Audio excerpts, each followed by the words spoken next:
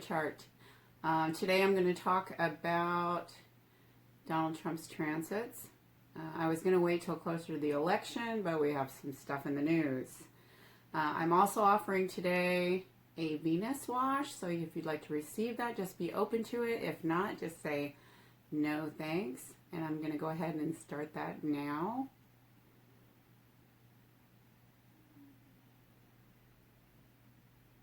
We can all use a little more love, right? And that'll run for 9 minutes and shut off.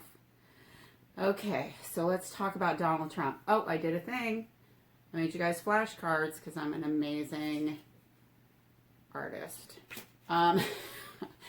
But mostly it's because when I just talk randomly about like what's going on in a chart, I want you to understand exactly what I'm talking about. And if you already know something about astrology, you already do, but otherwise it can be really confusing. So I thought maybe it would help to show you what the planets look like, which ones I'm talking about. And so the wheel over here, the inner one is Donald Trump's natal chart, the chart he was born with. And the outer wheel are the transits that are happening right now for him. And most of them are, that's what's going to be happening at election time as well, because when we look at transits, we don't look a lot at, what the sun's doing or Mercury's doing. It's more the outer planets that have the biggest effect. And the farther out the planet is, the slower it moves and the more impactful a transit will be. So I'm mostly going to talk about outer planet transits. And so when we look at things like health, and we'll talk about that first, I guess, since we've got this coronavirus news. When we look at health, we look at the ruler of the chart. And so that's going to be whatever the rising sign is, it's the planet that rules that rising sign. Because the first house is your personality, but also your physical body. So the rising sign is an indicator of your physical body. And then the sixth house is health. So we look at the ruler of that, any planets in there. We see what's happening there. For Donald Trump, because he has Leo rising, the ruler of his chart is the sun. The sun rules Leo, and it's it's a heart thing, right? So depending on challenges, it could be issues with the heart. When you have Leo rising, if the sun is challenged, that's an area you want to pay particular attention to. In Donald Trump's case, he has Uranus, which is excellent. No, right next to the sun, and Uranus rules things like electricity. So he may have like an irregular heartbeat or something like that going on, potentially with his heart at times. His energy is off the charts, like too much for a physical body sometimes to handle. That kind of idea, like an overloaded computer board. I probably said that wrong, like I'm technologically retarded, which is why there aren't more videos out, because I'm trying to learn and I'm old. But anyway, for Donald Trump, the sun is the ruler of his chart. So what's happening with his sun? Let me just say this too. Nothing happens in a vacuum in astrology. So it's not just his sun we look at, because his sun is next to the nodal axis. And Uranus, sorry, I have to get my flashcards. They're together. So whatever's hitting one of them, even if it's not in orb, which is the distance you'd want to see a transiting planet coming in before it takes effect. In other words, like right now, he's got Neptune squaring these planets or these placements. And you can see Neptune in the 7th house in the outer wheel if you look for it. Squaring those things up in the 10th house. That's what we're looking for. So Neptune first squared Uranus about 2 years ago. Probably about a year ago, it hit the nodal axis. Oh no, it's not even hit it yet. Never mind. And the sun, it's within orb. So on outer planets, we're given it at least 5 degrees orb coming in. So as you can see, Neptune's at 18 degrees of Pisces right now. Squaring or challenging Uranus, the nodal axis, and the sun and moon. Because his sun and moon are opposed to each other, they get hit at the same time. The sun and moon are called the lights. Those are our lights, the sun and moon. And one of the drawbacks to being born on a full moon is, again, if it gets hit in a challenging way, they'll both be hit. So he's kind of in that situation. So I said it started about 2 years ago, and it did, that Neptune was within orb to hit that Uranus. And by the way, Uranus rules his 6th house of health because Aquarius is on the cusp of it. So we've got both the 1st house and the 6th house tied up in this Uranus square that's happening. Sorry, I'm off track. Squirrel! Anyway, let's talk about the energy of Neptune. So any of the planets, whether they come up and they conjunct something in your chart, or they square it, or they oppose it, and those are the challenging ones. Those are the ones that really bring action. When something is like in a positive aspect, a trine or whatever, it's like a little gift, it's fine. Sometimes nothing happens at all. When it's a challenging aspect, it forces us to move. It forces us to do something. And Neptune is the most nebulous thing going. Neptune rules on the lower end, like drugs and alcohol. If you were in a coma, it would be a Neptune thing. It rules music and film. It rules viruses. Hello. And in the United States chart, we have a Neptune opposition. The amount of time that it takes for Neptune to get around the chart is 163 years. So we haven't had in the United States a Neptune opposition for 163 years. And Donald Trump, because he's not that old, he's never experienced this, where Neptune is squaring his sun and his moon. He's never before experienced it. This will be the only time in his life. So it probably started to feel effect a couple of years ago, and he will feel the effects for 2 more years. So, virus coming in, not that surprising. To be honest, I had been kind of saying to my friends, I think he's going to get sick. Or decline, potentially, like Neptune would rule something like dementia. I thought maybe he was projecting, or, but it may just be the virus. But I feel like, because of some of the transits happening, and we'll talk about them, that this could be where it really affects him on a longer term basis. I don't know that we'll know that, or they'll talk about it, but just with what's happening in his chart, this looks like this is going to take recovery. Like this is going to take some work on his part, for sure. So Neptune squares Uranus, and that is the ruler of his 6th house of health. Uranus rules the circulatory system, and it can be like things that come in out of the blue. It's lightning fast change, that idea. So something that comes out of the blue. And Neptune squares the nodal axis right now. The nodal axis is a karmic axis, and he is getting ready also to have his nodal return. Some astrologers said, oh, he's going to win the election because he's having his nodal return. But what the nodal return is, fate and destiny. That's what it represents. So is that his fate and destiny? That's the question. Because things can happen when you have a nodal return. Mine is very close to his. Mine's 19, so I'm having one right now as well, and Neptune's squaring my nodal axis. The highest expression of that is embracing more of your nodal axis, and here I am talking to you, and it's a Gemini North Node, right? About spirituality, which is ruled by Neptune. So the highest way you can work a Neptune, like if you were a client and you were coming to me and you had Neptune squaring your sun and your moon, you were born on a full moon, this was happening to you, and hopefully you're not 74. My advice to you, my counsel to you, would be to embrace your spirituality. because that's the highest way to work Neptune. Like, that's when we can fall into drugs, fall into alcohol, because Neptune really overall, to me, and every astrologer is different in how they feel the energies and how they read it, but Neptune to me is sensitivity.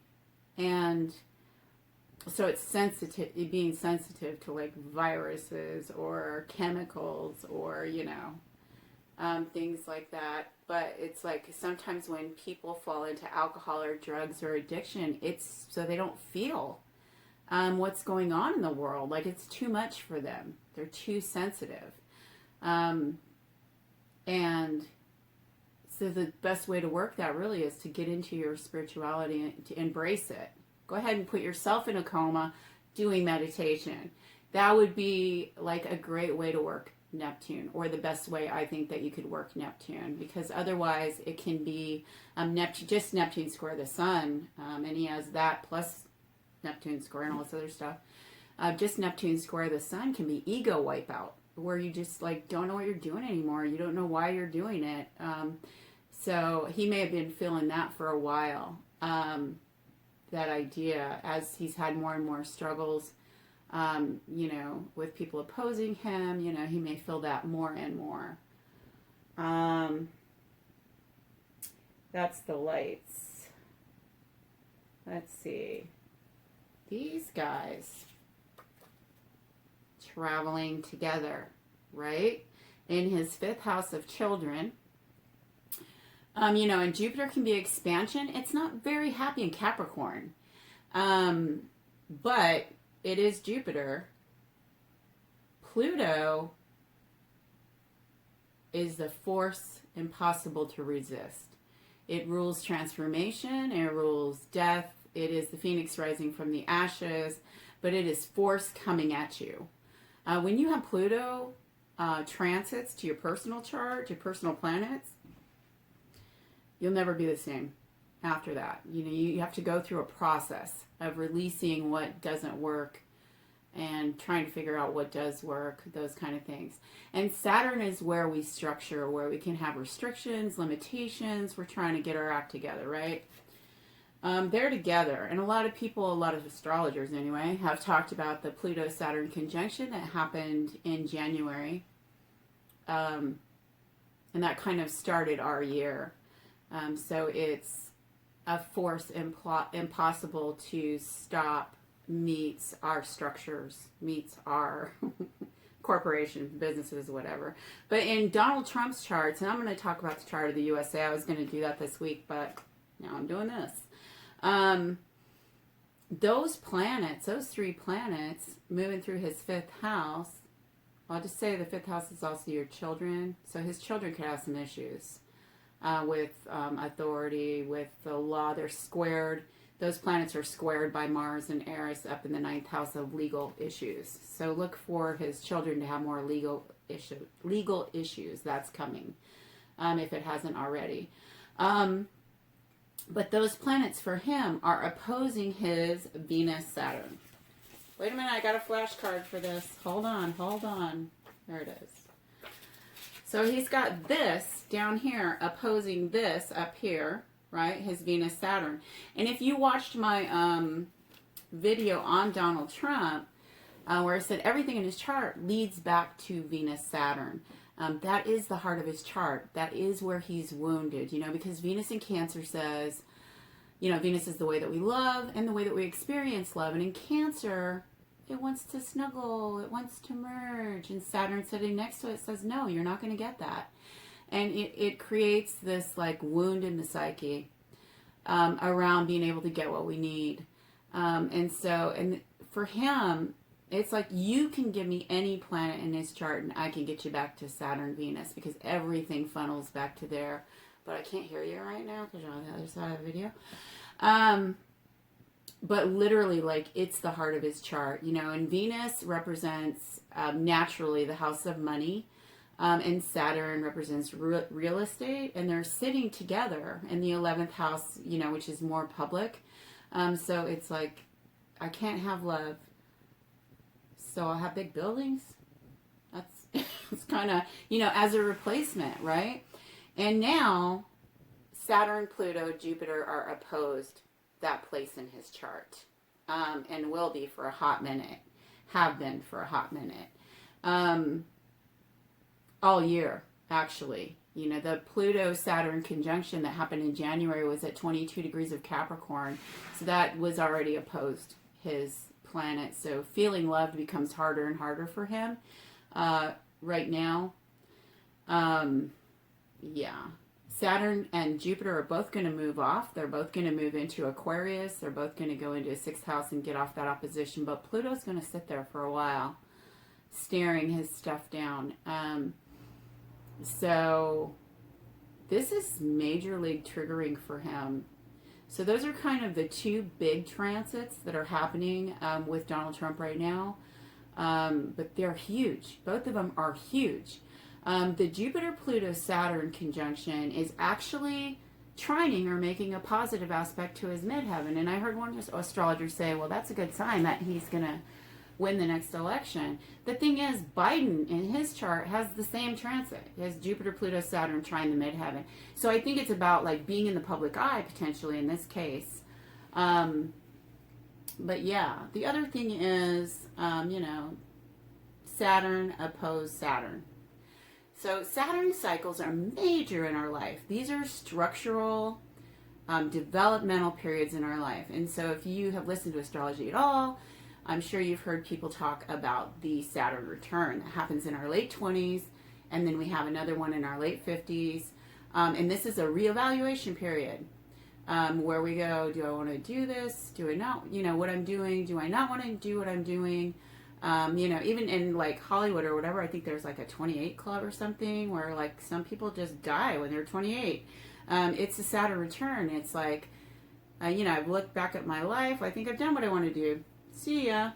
But for a lot of people, it'll be when they get married or when they get divorced or when they change careers because something isn't working out. So that's the return. Okay. That's not where he's at. We're getting there. So it's a 28-year cycle. So at the Saturn square, which for him was 7 years ago, which is, you know, a quarter of 14 or a quarter of 28. Sorry. I'm super good at this. At the square, when Saturn squared his Saturn 7 years ago, it was a reevaluation period for him in a way like you started these projects 14 years ago, right? At the Saturn return, are they working out? Are you doing what you need to do with your business life, with your the way you have your life structured? If you're not, you know, make some changes or whatever. Get ready for the opposition. And so he's having the opposition right now. And the thing, the opposition is about what you've done over the last 14 years and how you handled it 7 years ago when you reevaluated it a little bit. The Saturn opposition can actually be a time when you're sitting on top, you're doing great, but it can also like totally freaking destroy you if things weren't done in the proper way. So, you know, 6 of one, half dozen of the other. It's whether or not you think like he works with integrity or he doesn't. You know, it's really like, you know, your call. And these are my opinions, but I'm try to be as neutral as I can. Telling you what I see. Yeah, I guess we could talk about what's happening up in his 9th house. And I'm just going to give you one. Mars Eris. Okay? So we have this interesting thing happening this year. A lot of interesting things happening this year, right? We're birthing a new world. But one thing is Mars, which is our force, our drive out into the world. It's the masculine principle. It is the warrior. Right? Mars is in its own sign of Aries. And now Mars, which is fiery, Mars generally spends about 6 weeks in any sign. But this year, because it's cray-cray, it's spending 6 months in Aries, right? There's a retrograde process happening, whatever. It went into Aries June 28th, and it will stay there until I think January 6th. It's crazy. And it is squaring or challenging all these planets, our structures, our government, our business. Like it's squaring it. But it's also like Mars is force, right? And Pluto is, I don't know, Satan. I mean, Pluto's power. So it's like force meets power. So we're seeing violence in the streets, protests, you know, anger, like off the charts. That's Pluto square Mars. And then somebody said, well, what about Eris? Well, I don't have Eris even in my program, right? She was discovered in, this is her. She was discovered in 2005. A lot of astrologers are working with her because she seems so relevant right now. So when I went and looked, I was like, oh, okay.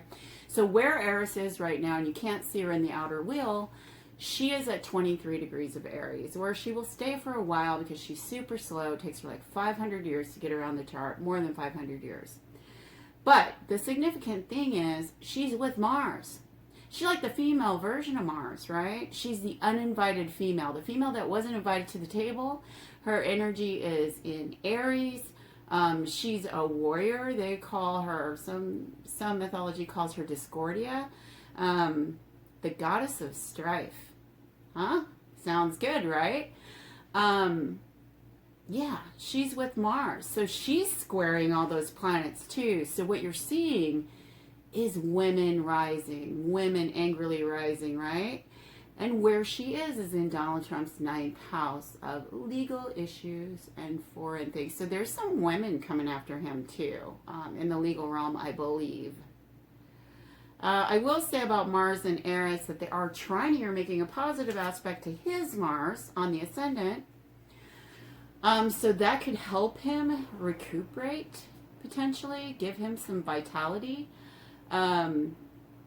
But the squares to the Jupiter, Pluto, Saturn, and so of course, because his Venus, Saturn is across from that, that Mars Eris is also squaring his Venus, Saturn. And that's probably why you're seeing all these women come out and say, oh, he raped me. Oh, he did this, he did that. Because women are tired of it. And back when we had Jupiter go through Scorpio, there was a lot, you know, a couple of years ago, there was a lot of this, well, it was the Me Too movement. But anyway, right now, he's challenged from several different angles. What else did I want to talk about with him? That Uranus. Wait a minute. I got to give him a new flashcard I made for you. Uranus. Uranus is in Taurus in his ninth house. So legal surprises or surprises from foreign countries. But what's it doing? It is squaring or challenging his Pluto in the 12th house. 12th house is things hidden. It can be hidden enemies, right? Pluto is power. The suggestion is with Donald Trump that he's got hidden enemies in power, but also like he's got some hidden friends as well. Like he's got people hidden over in there. And Uranus is squaring that. I think that's some of that stuff's going to come to light. You're going to see more reports or, you know, there's a lot I think that's going to be coming out around some of these potentially like foreign actors, things like that. Things that maybe most people don't know is going on. Some people maybe do. I don't know. And then I wanted to talk about where those planets are. Jupiter, Pluto, Saturn. So you see them in the 5th house, right? Those 3 planets. Well, Saturn and Jupiter are going to move into a 6th house of health, right? And that is going to happen in late December.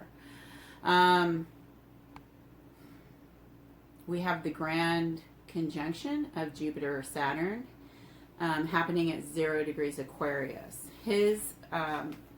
The cusp of his 6th house is 1 degree of Aquarius. So it's happening basically right on the cusp. So I think this is like a health thing. So they're totally different energies. So Jupiter's expansive, protective. Saturn's like, no, get your shit together. But when they conjunct, when they make that conjunction there, to say it in the simplest way possible, what I would say is Saturn says do the work and Jupiter says for the reward. So if he wants to get his health back, and this looks like 2 years of, so I think it's a thing where things are going to linger for him or something, because however it affects him, you know, and it does all kinds of weird things. But it just feels like another 2 years for him of stuff, and that he has to do the work. He has to take his health seriously. He has to put in the work. If he does, he'll be rewarded. So that's kind of how that goes. And what else did I want to say about it? Next 2 years, March 2021. March 2021, when Saturn is in his 6th, it'll be at 10 degrees Aquarius, opposing that Pluto in the 12th. Saturn opposing Pluto. Force meets resistance. It's going to be absolutely critical. And that happens in March of 2021. I mean, he could have a complete breakdown, or he could completely transform his health, and it's really his choice. It's his choice. So I wanted to say that about that. And I think that might be about it. If there's something you'd like me to read on, it'll let me know. I wish everybody well. Much love. Have a great day.